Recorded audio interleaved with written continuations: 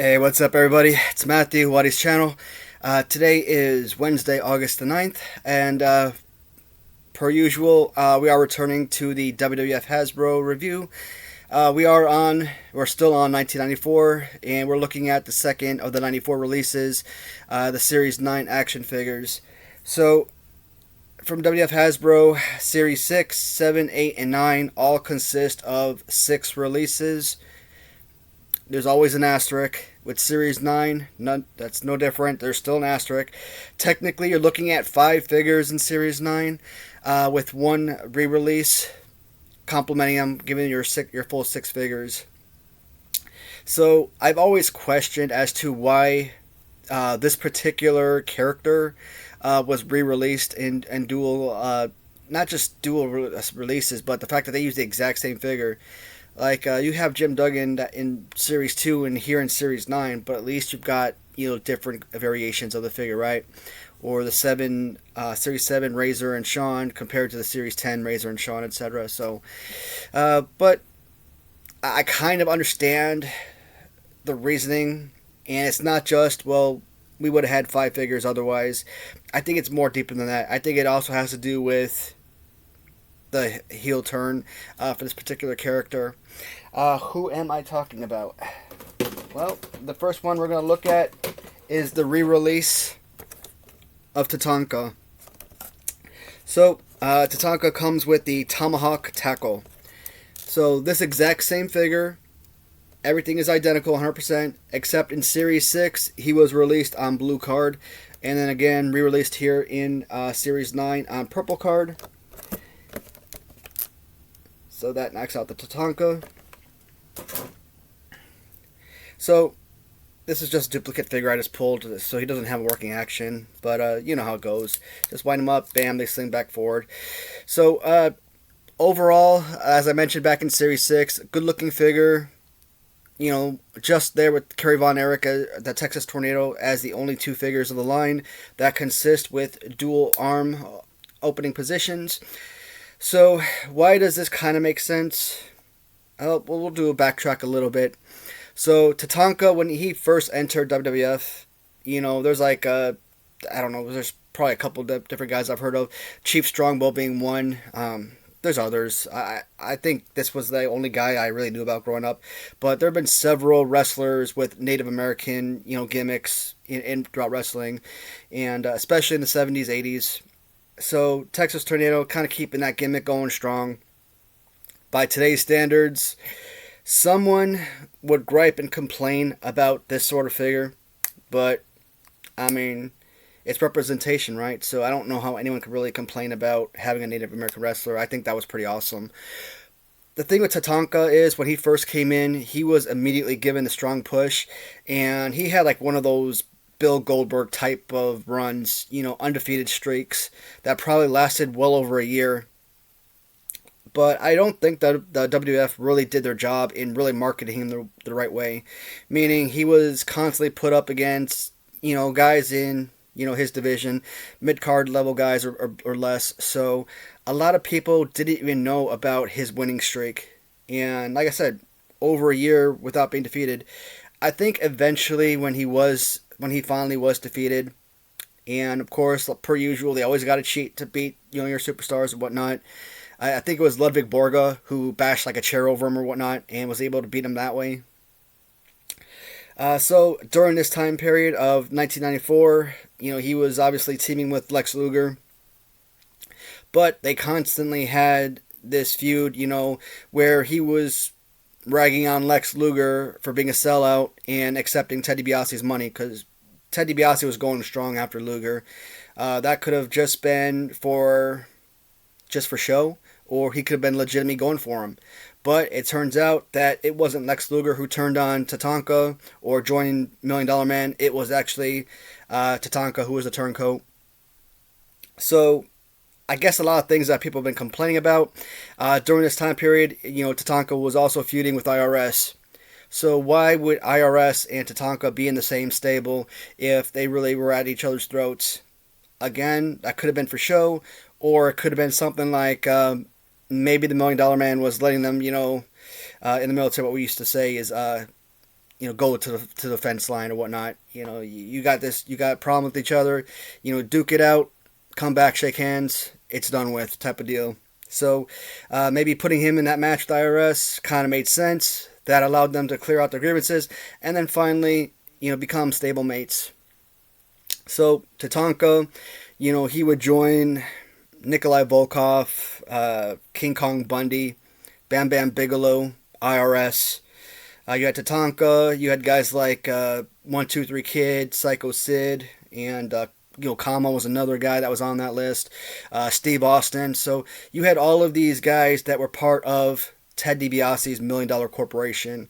One of the most impressive factions you'd ever seen. So this is the Tatanka figure. And keeping with that $1 Million Corporation, we are sticking with Ted DiBiase. And what I love about this one is actually signed by $1 Million Man, which is awesome. I kind of feel like all of these different figures that I acquire for Ted DiBiase are always signed, and that's so awesome. Like, I've got the Hasbro signed, I've got the LJN carded signed.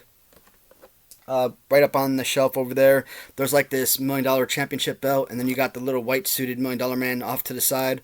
I think that was made by Jack Specific as well. That's signed. And there's probably another figure that I have around here signed by Ted DiBiase, so I get all of his signatures. And I don't go to any kind of cons, conventions or anything like that. I mean, these are all purchased off like eBay, or I bought a few items off Mercari. But $1 Million Man. Some people might say that this is the best version of the $1 Million Man from Hasbro. Now me, I grew up with the Series 2 green suited $1 Million Man, so that for me will always be my favorite $1 Million Man action figure. Now when I finally get to the Ted DiBiase character for, different toy lines that produce Ted DiBiase, you guys know who my number one is going to be.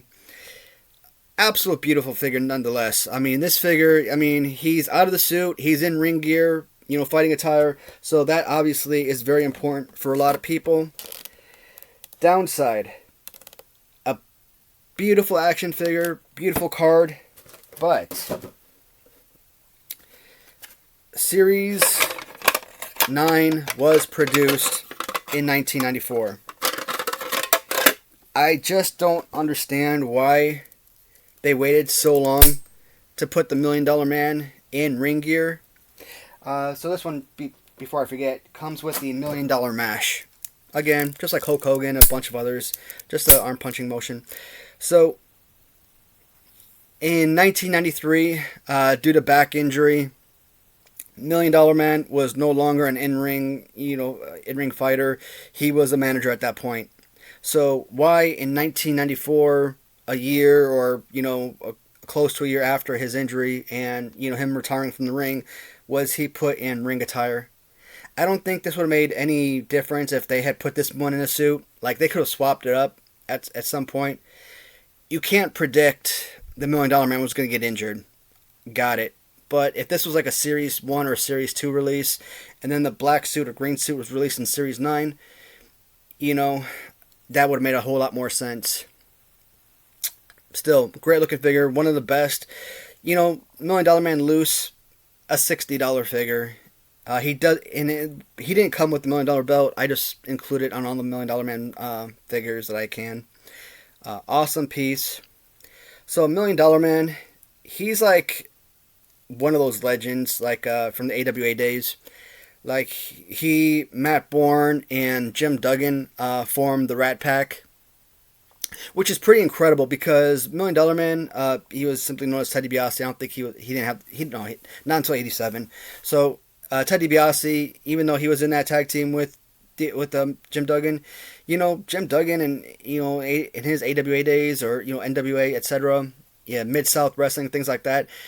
They were what were called grapplers. And I guess comparable to your, latter half of the 90s, Attitude Era stuff. I don't think I was watching anything as far as, Attitude Era. So, I think I stopped watching wrestling around 97, maybe, early, mid-98 or something.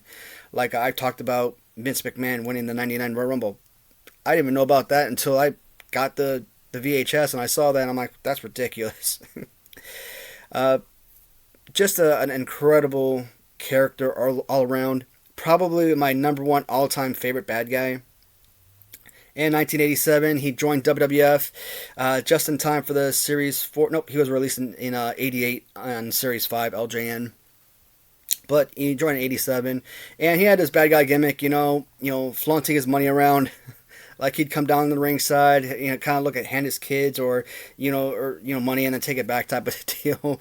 His thing was he could always buy any person, any wrestler. He did that with Dusty Rhodes and Sapphire. I think that was just a way to get Sapphire out of the WWF. Maybe her contract ran out or something, but he bought Sapphire. Sapphire left Dusty Rhodes. She was no longer his manager. Creating, again, what I think it to be the greatest stable of all time. And you can't take away any of the characters that Bobby Heenan put together. Because I always considered like Bobby Heenan to be like the New York Yankees, to be like George Steinbrenner. And, all of his people that fell under his stable were, your 1927 Yankees type of deal. But he may have what they call mid-card guys. I don't think any of the guys were really mid-card, not really. Like Bam Bam Bigelow and King Kong Bundy. I always feel like they were top echelon, characters in my mind. Later on, 1, 2, 3 Kid, I don't think that was a major deal there. I don't think he was like really a mega superstar. I don't think he's ever been a real mega superstar in my opinion.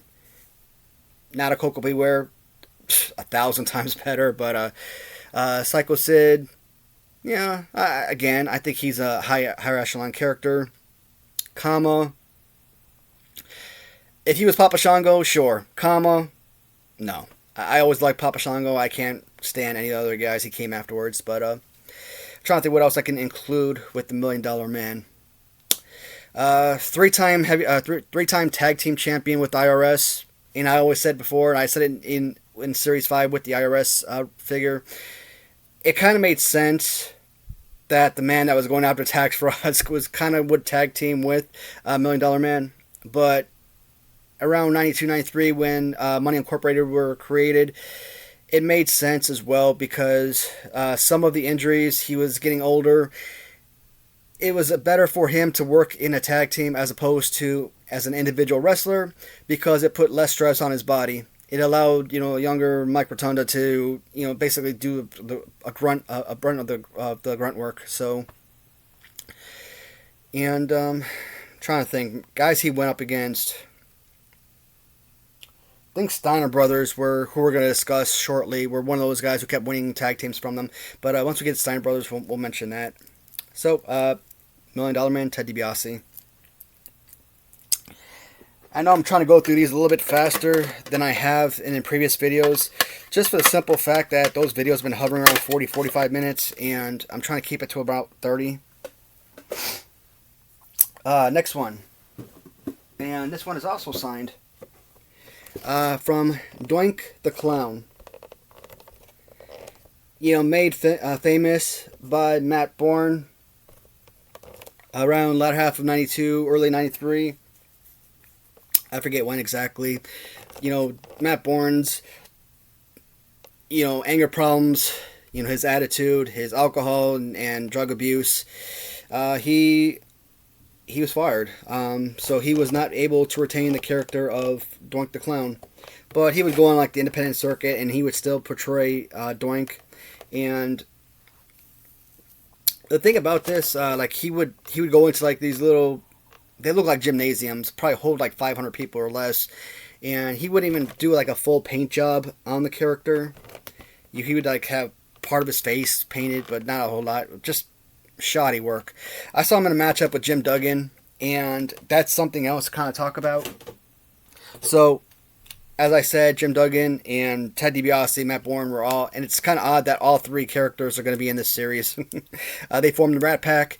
There was this moment in the late 80s where the Rat Pack were just finished a match, and a fan tried reaching over, probably, grab their arms or, tap them on the shoulder, or maybe they tried fighting them. I forget the whole story, but I think Jim Duggan had knocked him to the ground or something, and Matt Bourne came up and basically kicked him so hard that that his eye popped out.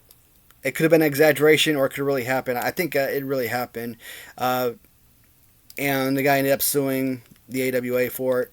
And I think that's why, part of the reason why they broke up or whatnot. I don't know exactly. I think maybe Duggan kind of turned on Matt Bourne, because you see it like 25 years later, 20 years later, whatever it was. And, Duggan and Matt Bourne were on this independent circuit, and they're doing the wrestling match. And Matt Bourne tried kicking him in the junk. And Duggan is over there. He's angry as heck. It's like, hey, you want to go at it? You want to work? Matt Bourne ended up leaving the match and just kind of going through the crowd and leaving the stadium, leaving the ring. So, Doink the Clown definitely is one of the most infamous characters. Kind of like a prankster. With Matt Bourne's portrayal, kind of reminds you of Pennywise. Really creepy. The pranks were, much more fierce.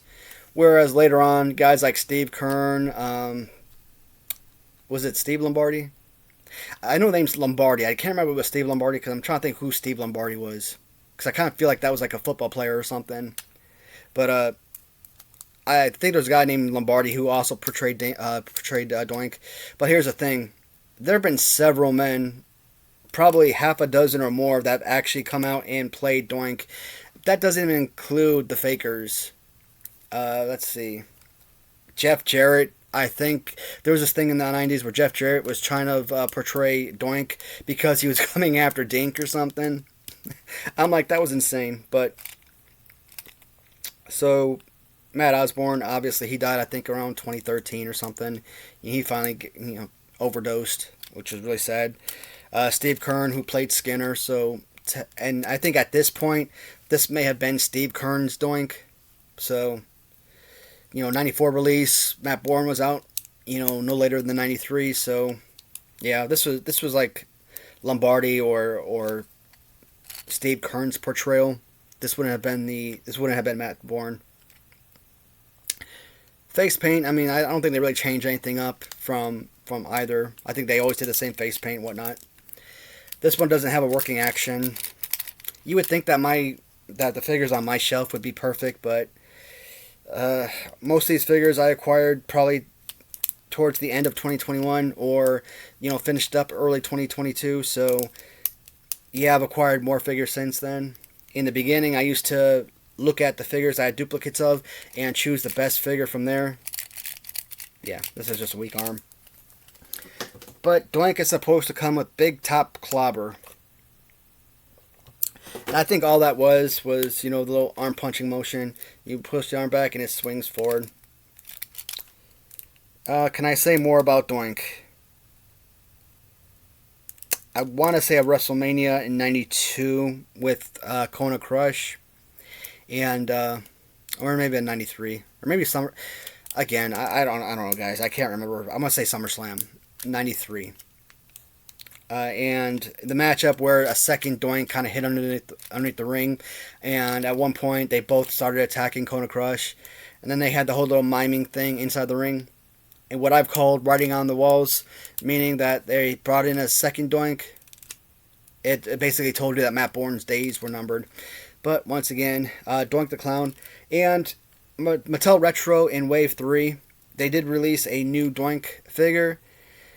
So, I've been buying up a lot of Mattel Retros. Some of them I've been getting on card because, weirdly enough, they're cheaper on card than they are loose, which makes no sense. But so, I have all Mattel Retros already on card, but I've been trying to get them loose as well. And his hair is plastic. It's fake. Where here you have legitimate, like, fur hair on style. So, that also makes this character unique. I think he and Yokozuna have, like, the only two original body types. I don't know if anyone else has an original body type. I think they're all pretty much mimicked after each other. Maybe Akeem, but I think Akeem and Andre the Giant pretty much do the same, headbutt thing, so they may have been used the same body somehow. But that's Doink the Clown. Alright. And next up is the American version of Hacksaw Jim Duggan. I've always said that Hacksaw Jim Duggan Series 2 is on my top 10 list of worst Hasbro action figures. But you guys have heard me say this a million times. Even though I classify the Series 2 Hacksaw as a top 10 worst Hasbro figure, I always said that it is one of the most enjoyable figures. Like if you want a one-on-one, matchup or tag team, whatever, I feel like Hacksaw Series 2 is the go-to action figure. The only reason I choose Hacksaw from Series 2 is because its color scheme is just so simple, so plain. And if you're coming up with a top 10 list for a series that just produced phenomenal action figure after phenomenal action figure after phenomenal action figure, you're going to have to choose somebody. And the Series 2 Duggan. But the Series 9 American style Hacksaw Jim Duggan, who comes with Hacksaw Slam, is a top 15, maybe at worst a top 20 action figure for me. Yeah, and he comes with a new American flag. So when it comes to my loose figure, I keep both the Hacksaw and the flag in there. What differs between the Hacksaw and Series 2 is in Series 9, he has like a little hole in his left hand, and that allows you to hold the flag in there. And they changed the hair from straight black to blonde, but everything else is 100% identical as far as the positioning of the figure and everything. Obviously, he's just a blue knee pads, blue trunks, black boots in Series 2, where here you get much more detail with the action figure. Yeah, it might be a simple blue scheme up front, but the beautiful American flag on the back, an absolutely gorgeous piece. And like I said, pre-WWF days, he was a grappler, The type of matches that you would think like someone like a Mankind and would get into, falling on like rusty nails type of stuff, the brutality of it. That's, to me, is your original Jim Duggan. Where WWF was more kind of focusing on kids and everything, you did have to, kind of dumb it down to an extent and make the things more family friendly. So Hacksaw Jim Duggan was never like, your top level card guy that was going for the Intercontinental or Heavyweight Championship. He had his feuds with guys like Shawn Michaels, etc., to go for those title belts, but I mean, he was never going to win it. Always a fan favorite, always high energy, very positive output. Whether you're in the United States, United Kingdom, whatever, he went to New Japan Wrestling for many years, to his thing there. You come back, go back again, etc. Always a huge fan favorite. So, this version of Hacksaw, I think it was 93. So, Yokozuna had just gotten knocked off his feet, briefly in the 93 Royal Rumble. And 93 is when Yokozuna won that tournament. And so, obviously Yokozuna and Mr. Fuji were kind of like offering a victory to anybody that could knock Yokozuna off his feet. Sure enough, Hacksaw Jim Duggan was in a match with Yokozuna, and he was able to knock him over. And, just simply but knock him off his feet, bam, that gives him the win for the matchup.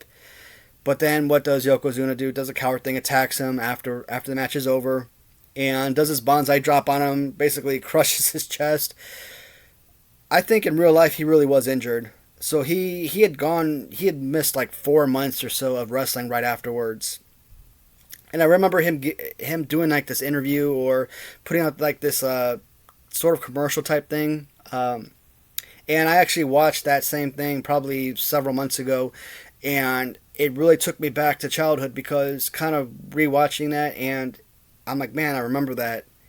It's one of those things where you would never think of something in a million years, but once you see it again, bam, your light bulb just lights up. So I think he was really hurt in real life. I think Yokozuna, hit him in the wrong spot when he sat on him. Probably broke something. I mean, you would imagine so. But he was laid up. And I talked about the Matt Bourne incident, which is pretty infamous. If you get the opportunity to kind of look up Matt Bourne and Jim Duggan, I didn't mention it with the Matt Bourne, but if you ever see the Dark Side of the Ring version episode with him, I still recommend that. It's a pretty sad story. Yeah, it's an interesting story, but it really hurt to kind of like hear the struggles and whatnot. But Jim Duggan, again, an elite figure,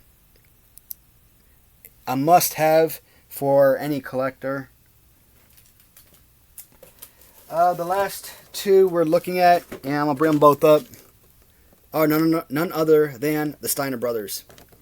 So Rick Steiner comes with Steiner Slam.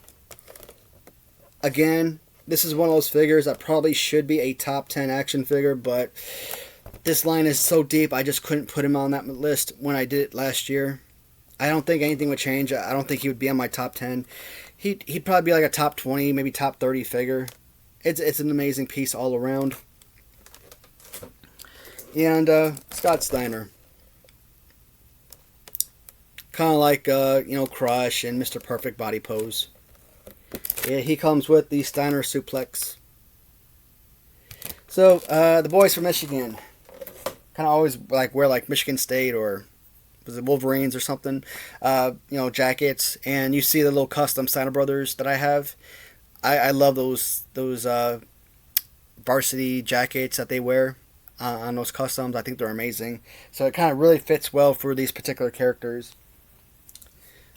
As a kid, I've always talked about not really watching WCW, but every now and then I'd be flipping through the channels and I'd come on TNT and WCW would be on. And it always seemed like the exact same wrestlers were doing battle. Who were the predominant ones? Vader was always fighting Sting, or Ric Flair was always fighting Sting. Steiner Brothers were always battling the Nasty Boys, or the Nasty Boys were always battling Legion of Doom. So it always felt like that's why those characters to me will forever be WCW wrestlers. No matter how much time they spent WWF, I could never think of them outside of could never consider them WWF wrestlers.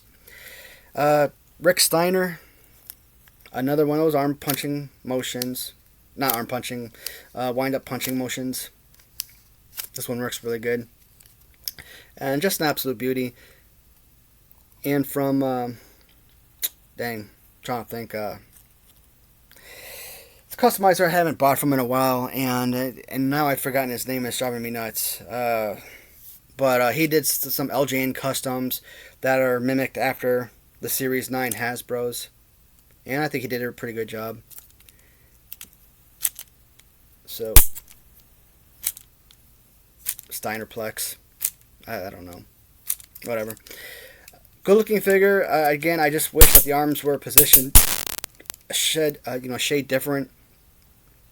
But the Steiner Brothers. So, because I was too young, I didn't really watch WCW like that. I really don't know a whole lot about the Steiner Brothers and WCW. Scott Steiner, I don't know if he was on all the steroids in the world, but you see him later on as Big Papa Pump or not. I look at that guy, I look at Scott Steiner, I'm like, there's no way humanly possible that these are the same person. They look nothing alike. The blonde hair alone, the mustache for Big Papa Pump, I'm like, no. So this Scott Steiner, I remember watching a match where I think he was battling, I don't know if it was Arn Anderson or if it was Ric Flair. It may have been Ric Flair. And Arn Anderson kept jumping in and cheating and basically attacking Steiner. And you would think, man, that's it. It's lights out. Scott Steiner's done with. Ric Flair would get the pin. But Scott kept kicking out of the pin. And eventually, Rick Steiner was able to jump in, knock out Ric Flair, and allowed Steiner to get the victory, or Scott to get the victory. He was a, what was it called? TV champion or something like that for WCW. Again, the only belt I know about WCW is the big gold one. So all these other, I'm just kind of learning about them over time. So he had to give up that belt before he and Rick jumped ship in 1992 to join WWF.